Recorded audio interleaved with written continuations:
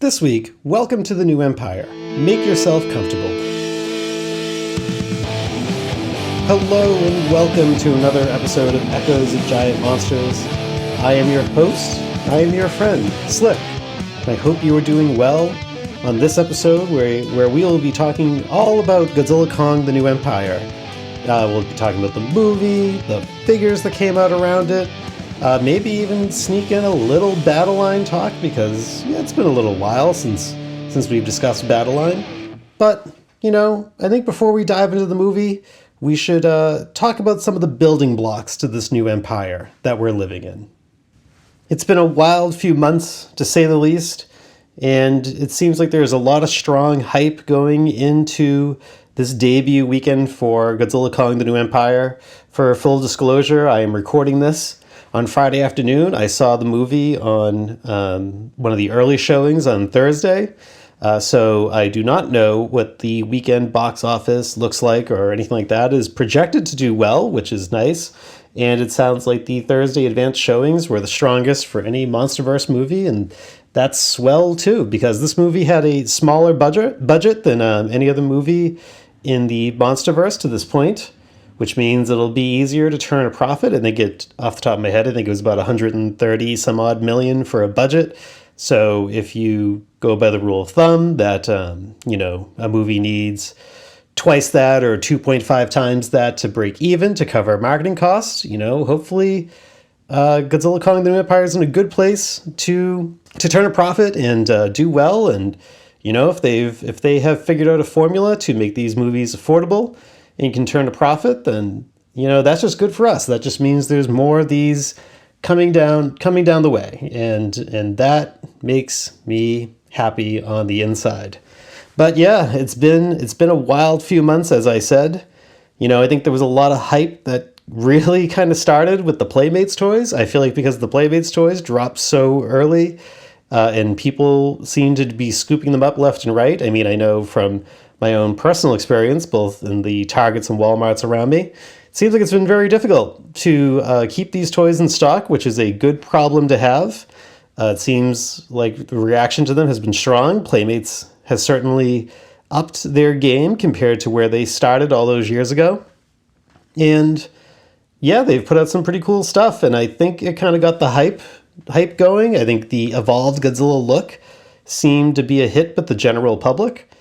And that really kind of seemed to kick off the hype train, and it led in well to the marketing blitz that started, around late February. It's kind of funny how people were talking about how, they were getting worried that there wasn't a lot of marketing for the movie in early February, but I think it's fair to say we kind of live in a day and age where, attention spans aren't as long as they used to be. I didn't really think it was necessary to have a marketing campaign that started in January or February for a movie that was coming out in late March. I kind of feel like it wouldn't have really been effective. But oh boy, once that marketing campaign kicked off, it was everywhere. I saw it during basketball games. I had people I work with tell me they saw it during tennis that they were watching. Billboards were everywhere, ads were everywhere. I had friends who not even care about Godzilla would text me pictures of posters they were seeing or other ads they were coming across. Once the marketing for this movie started, it really went full tilt. And I feel like this is one of the, this is the most advertised Godzilla movie I think I have ever seen, and I wonder if we will see something that matches this in the future. And will it pay off? And I guess we're going to find out as in the coming weeks. But then there was the social media aspect. And I'll say this, nothing will make you more sure that social media was a failed experiment than the way a fandom responds to an upcoming release. With the Star Wars and Doctor Who fandoms, for example, you can always be sure that every new release is going to be met with a chorus of about 0.0001% of that fandom angrily complaining that their favorite show or movie no longer resembles the 1950s or Leave It to Beaver-esque image that they have in their head when those properties dare to be representative inclusive. With the Godzilla fandom, I think it's a little bit different, but that angry chorus will painstakingly go through every frame of a trailer so that they can proudly declare how bad overworked and underpaid people are at their job when they find that one of Kong's hairs clips through a grain of sand. But then a few days later, those same people will pull a muscle in their thumbs when they're tweeting about the evils of crunch in the film industry leading to overwork and underpaid workers. So, dear listener, I say to you, don't be influenced by the perpetual grumps. Don't be influenced by the film critics who haven't been relevant or in touch with the general public has enjoyed for decades. Don't even be influenced by me. I hope you find me entertaining and I hope you find this podcast entertaining, but this movie is yours to love, to hate, to find indifferent, whatever. So with that, I think that's a good pivot point to give you my thoughts on what I thought of the movie. Now, this isn't like going to be some sort of review podcast where I'm going to give you some number ranking at the end. You know, there's nothing wrong with that. You know, plenty of folks do that. You know, I'm just going to kind of give you my thoughts and, you know, kind of my takeaways from the movie. So the first thing that, you know, kind of struck me with this movie is that, you know, normally in a movie, it's the humans that tell the story and it's the titans that carry the lore. But here the inverse is true. The human characters all have roles or jobs, you know, whether they're a Titan veterinarian slash dentist, a comic relief podcaster blogger, a Titan expert, or even a chosen one. You know, they carry out those jobs, they tell us the lore, and they give meaning to the Titans' actions. But most of the human cast in this movie are no deeper characters at the end of the movie than they were at the beginning outside of Gia. But the Titans are a different story. We have Kong searching for his own community and having, you know, a sense of loneliness. We have Godzilla continuing to develop his role as being Sentry of the Surface, basically. We have Scar King, who just oozes chicken shit bad guy. And then we have Shimo, who you can instantly tell is the unwilling weapon. Are they all kind of tropey? Yeah, that's fine. But it's all done in an entertaining fashion, I found. So you get no complaints from me other than wishing that maybe we got a little bit more Scar King doing dastardly, villainous things. But starting with Kong and Zuko, I think Kong and Zuko have a dynamic that, to me, you know, in the type of shows and movies and entertainment that I like, you know, their dynamic kind of gave me a throwback to like kind of like the old pulp noir serials, where Zuko is kind of like the street urchin who is, you know, kind of part of like the goon squad for the bad guy who ultimately gets taken in by Kong. And most of the emotional weight in this movie is conveyed through Kong and Zuko's interactions with each other as they're getting to know each other, as Kong is kind of taking him in and kind of being a mentor to him. And again, kind of like with GVK, you know, Kong was, again, the most relatable character. But, you know, this time around, you really feel for him. You know, I think everyone can kind of relate having a painful dental visit. And, you know, I think we've all probably been there when we saw Kong with his achy tooth that had to get worked on. But really, his immense sense of loneliness is really prominent throughout the movie. And, you know, they talk about how he's going deeper and deeper into Hollow Earth, trying to find more of, you know, his people. And, you know, there's actually one scene that I think really kind of nicely conveyed, you know, Kong's sense of loneliness. Like, it's when he gets jumped by Scar King's goons. There's one ape that he initially kicks over the side of the mountain and is about to fall to his death. But even though this guy was just trying to stab Kong with a knife or a blade, whatever it was, Kong grabs him and saves him, just because you could just tell he's just so desperate to have, you know, that attachment, that connection to his people. And I thought that was like really well done. Granted, a couple of minutes later, that same ape does fall to his death, but that's only because he tried to kill Kong again and Kong had to defend himself. So Shimo, the hype was real, y'all. Shimo stole every scene she was in, you know, with that awesome power set and that literally large presence. You know, I've generally been a fan of all the MonsterVerse designs for their original characters, and I think Shimo is definitely the apex. Was it predictable from the jump that she was going to join the good guys the second they freed her from Scar King's control? Of course, but sometimes, predictable is good. And Shimo seems well on her way to being a fan favorite, and it's comforting to know that the door is open for more Shimo in our lives. I mean, again, this is, I think, just probably the coolest original character that the MonsterVerse has come up with. I don't know, maybe we'll get her combined or teaming up with the Frostvark at some point. That'd be pretty cool. I would like that. But this is what I think the MonsterVerse needs. It needs more, original characters like this, so that you can kind of branch off and have more stories, more TV shows, more animated series, whatever. The more cool original characters you have like this, the more you can do with this universe in the future. And I'm all for it. One character, though, that we probably will, in theory, should not be getting more of, was Scar King. Scar King, your reign was short, but it was memorable. The movie did an excellent job conveying that Scar King is a total jerk, and he oozed total asshole every second he was on the screen. I mean, that first encounter between Kong and Scar King convinced me.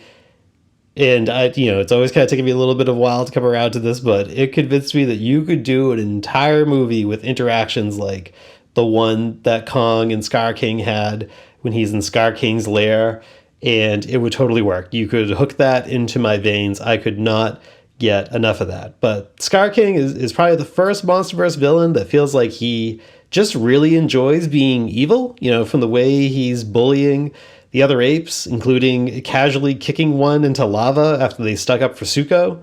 And they say, as they say, the mark of a good bad guy is when you're rooting for them to see them get their comeuppance. And I definitely had a little fist pump moment when Kong and Shimo teamed up to put Scar King away with basically what was the equivalent of one of Sub-Zero's finishers. Turning to Godzilla, I don't think there's any way I can do this without doing the inevitable, inescapable comparison to that other recent release. Of course, I'm talking about Godzilla's role in Monarch. Yeah. So Godzilla's role in GXK is pretty similar to how he was portrayed in Monarch. His behavior of patrolling the surface world and keeping the other Titans in place is much more fleshed out now than it was in the earlier movies in the MonsterVerse. He's very aggressive in keeping the peace in the surface world. He honestly kind of reminds me of the way my cats patrol heating vents looking for mice. And yes, I did just kind of want to slip in a reference to my cats, but I think that's appropriate because we see Godzilla multiple times just sleeping in the Coliseum in this movie, and that was apparently inspired by Adam Wingard's own cat. I think that's fantastic, right? I mean, I'm all for more cat references in my Godzilla. Also, just, I think I've kind of said this in other episodes, and I kind of said this earlier in the episode, that new Godzilla Evolved design, that goes hard. And I like the new nimble, agile Godzilla. I like that this is kind of like the MonsterVerse version of like the Godzilla 2000 design. And there was a point where Godzilla dropped Kong with a suplex when they had their meetup at the pyramids. That's just awesome stuff. But getting back to the Monarch comparison between the show and New Empire, the Hollow Earth now is getting set up nicely to kind of be this launching pad for a number of stories going forward. It's pretty established in both Monarch and in this movie that, the Hollow Earth is like very uncharted territory. They've only mapped like 5% of it. So there's lots of room here to play with that going forward in the future. And I think it was Ion Dragons that I saw at some point. They kind of looked like modified Ion Dragons. It was kind of when the crew first gets to Hollow Earth. I couldn't tell if they were Ion Dragons or if they were more of those like kind of bird-like dragony creatures that were from GVK, or maybe it was a mix of both. I couldn't really tell, but another like little tie-in to the Monarch TV show. I couldn't tell when it went by so quickly if it was the actual clip of Kong from the last episode of Monarch, but the movie seemed to reference the events of Skull Island's destruction and they were using this like clip of Kong in the rain that greatly resembled Kong's appearance at the end of Monarch. So I mean, obviously that's going to be probably the storyline for season 2. But I just like the fact that it was tying, the movie and the TV show together. I thought that was all really well done. Kind of, wrapping up the Titans, we had a few other kind of miscellaneous Titan appearances, but, we don't need to spend all day going over all of them. But I would be, wouldn't be doing my job as a podcaster if I didn't touch on Mothra. There was long-standing, not rumors, but, it was well established that Mothra was kind of subbed into the movie fairly late in the process. I think you can tell that, especially towards the end. Some of Mothra's appearances and scenes are kind of rushed, but, I'd rather have a rushed Mothra than no Mothra. Honestly, this Mothra in this movie kind of reminded me, talking about the last episode of this podcast, Mothra's appearance in this movie kind of gave me Godzilla versus the Sea Monster vibes, where she kind of pups up, minor role in the end, but, it's an impactful role. You could definitely tell that, Mothra was kind of added at the last minute in place of that other original Titan whose name is escaping me. But again, good to have Mothra back. I don't know why you weren't considering Mothra from the beginning. I think the right choice was made, and I like her new design. She's kind of similar to her old design, but she's kind of bright and golden and all that good stuff. I like the tie to Gia. I think as this should this series continue, I think Dr. Andrews and Gia are a very enjoyable duo to anchor the human stuff. Maybe this is kind of a weird thing to say. I don't think they need to be developed more. I don't think the Monsterverse in general, to be, in my opinion, has been known for the deepest human characters, but I think they are kind of developed enough, and, it's truly established with this movie that the Titans are the characters that we, the viewers, are having, our emotional connection to, and if we're going to kind of inverse the roles here, I think Dr. Andrews and Gia are perfect to kind of keep the lore going and keep the story progressing, while the Titans, particularly Kong, give us the emotional connection. A couple of little things to wrap up. I thought the 80s soundtrack, or there were some synth songs that had very Miami 80s vibes. I thought that stuff went, they were bops, as the kids would say. They went hard, as the kids would say. So I was a big fan of the soundtrack. Again, I saw a lot of discourse on social media about people not liking the soundtrack and whatnot, and I don't know. It was fun. It was fun to me. And I think that's kind of pretty much what I think about this whole movie. I think it was just really fun. Adam Wingard was pretty candid about saying that he was going for a Showa vibe. This movie certainly had Showa vibes to me. It felt like it was a combination somewhere between a Godzilla versus the Sea Monster or Godzilla versus Gigan type movie. I loved the nonstop action, it felt like. I loved all the Titan fight scenes. I enjoyed Godzilla and Kong's interactions, in particular in Egypt. I mean, it was already a scene that was kind of well promoted ahead of time, but Kong just trying to communicate with Godzilla and tell him there's some trouble going on downstairs, and Godzilla just not really having it, just kind of charging at him, and them kind of having a little fight between buddies or bros. I thought all that was really charming. I thought, the ridiculousness of Scar King riding Shimo, and then, Kong riding Godzilla, and then you had all four of them, basically Godzilla and Kong squaring off against their evil doppelgangers, clashing in the Hollow Earth. All that was great. It was just it's so ridiculous. It's so over the top. Really entertaining stuff to me. I hope we get more of this. I hope this movie does well. I hope it's entertaining.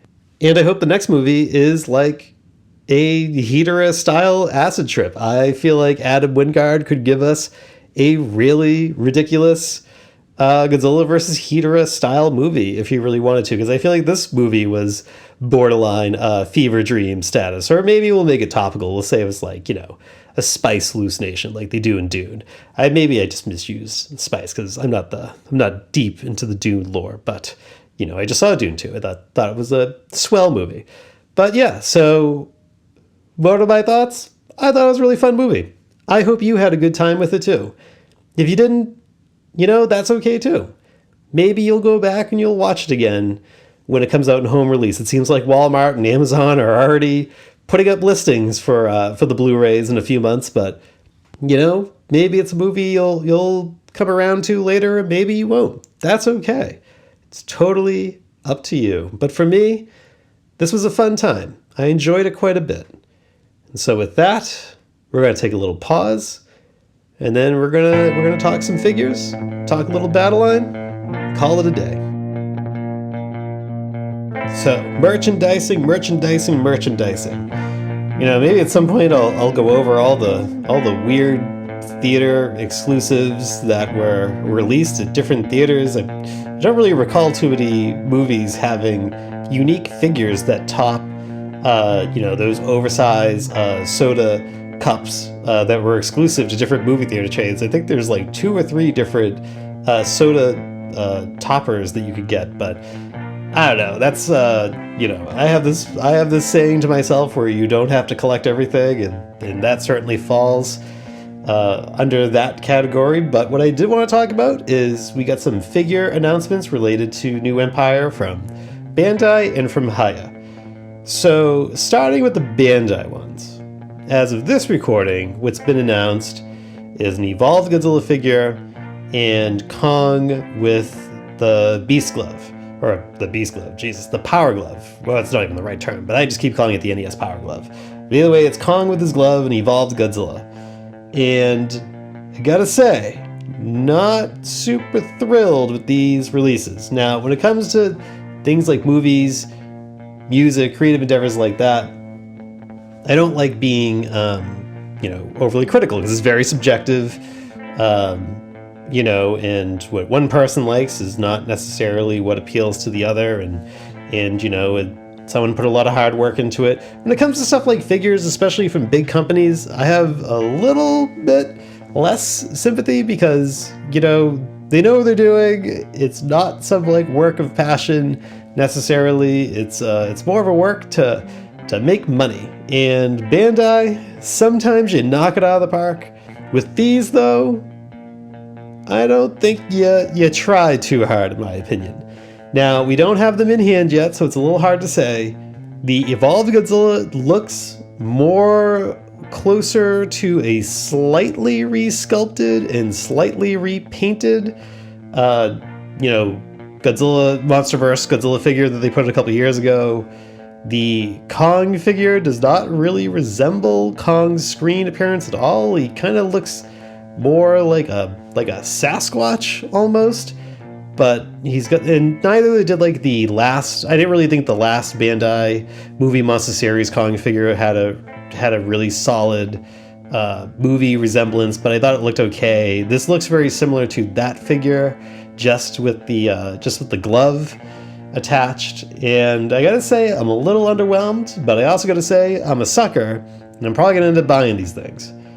Or maybe I won't. I don't know. I guess maybe I'll wait to see how they get in hand. But I think this is one of those times where I gotta say the Playmates figures beat out the Bandai figures, and those Playmates figures are readily available. They're $9, $10. They're kind of at a point where at least you can kind of find the basic Godzilla and Kong figures pretty easily in Target. Unless you're a real completist, if you want my 2 cents, I think I would actually stick with the Playmates figures.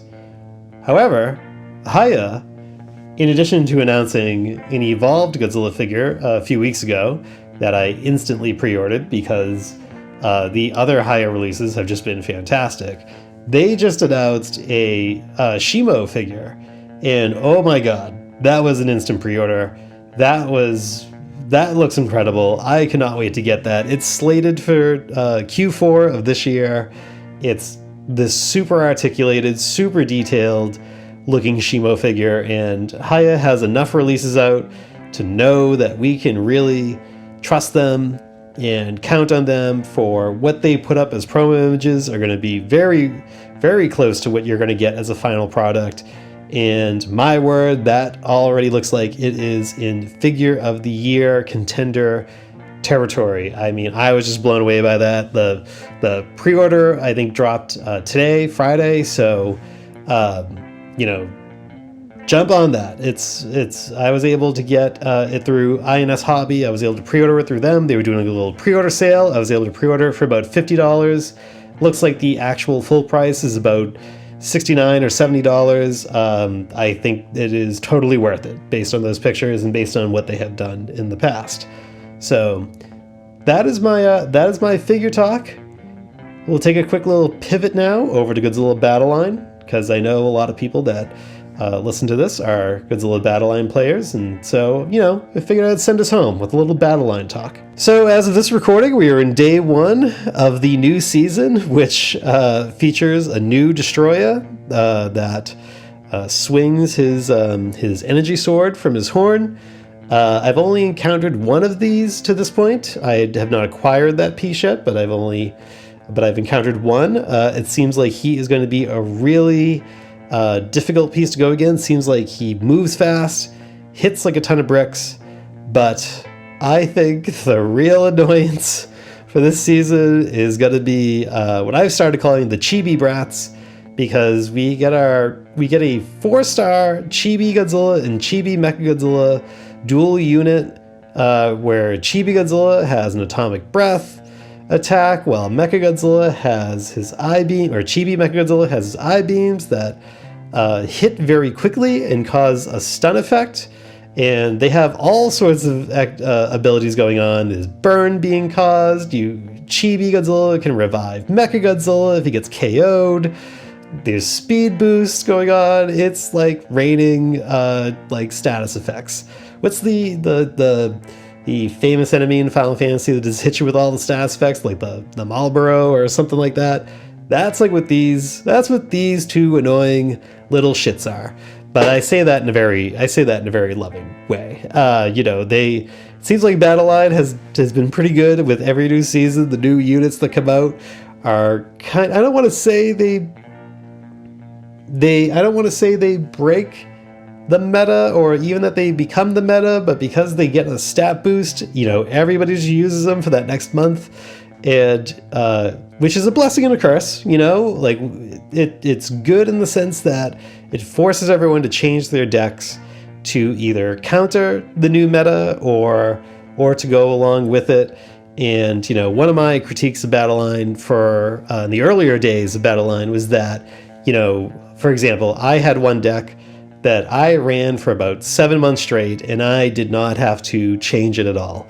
Whereas now I am forced / encouraged to change up my deck every season, and I think that is a very good thing for the game. Yes, some of these units can be annoying. Yes, when Mogira was super jacked up a couple seasons ago, it was annoying. But, I'd rather have these occasional annoying seasons, but keeping the variety going than, running the same old deck month after month after month, because if that was the case, the game would get stagnant and I would probably get bored with it. This compels me to think of new combinations and try new things, and I really like that, although I could tell these little chibi brats are going to be extremely annoying, especially everyone's going to get them as a login bonus by like Monday or Tuesday, so they're going to be rampant. Fine with me, they're so ridiculous. How can I be mad at them? I think a lot of people were expecting that we were going to get a GXK crossover. I think if that is coming, it's probably going to be next month when the movie releases in Japan. Even though there is a large US player base, it definitely seems like, Battle Line's releases are a little bit more, at least from my perspective, it seems like they're a little bit more catering to and tied to, their Japanese player base. I think that's probably, the much more larger player base, and it makes sense to me. It makes sense to me that they would do a GXK collaboration event when the movie releases in Japan. So yeah, so that is kind of where this Battle-Eyed event is at. It's been fun to this point. I look forward to see how it plays out over the next month, maybe over one of the next episodes. I will look back on these comments I made this week, and I will either laugh or cry about how either optimistic I was, or we'll see. We will see. So I think with that, I think that's a good place to put a pin in this episode. Again, I thank you all for your support, for the continued growth of the podcast. Whether you listen to this on, a podcatcher, or if you're, listening via YouTube, which is like a new world to me, but I'm really enjoying it, as I keep saying. If you want to check out my content on YouTube, which is a lot of shorts in addition to this podcast, that is at Echoes of Giant Monsters on YouTube. If you want to interact with me on Twitter or X, whatever, that's Echoes of GM Pod, and I will be happy to chat with you. So with that, it has been a treat. It has been a fun time. I hope you have enjoyed, and I will talk to you soon. See ya.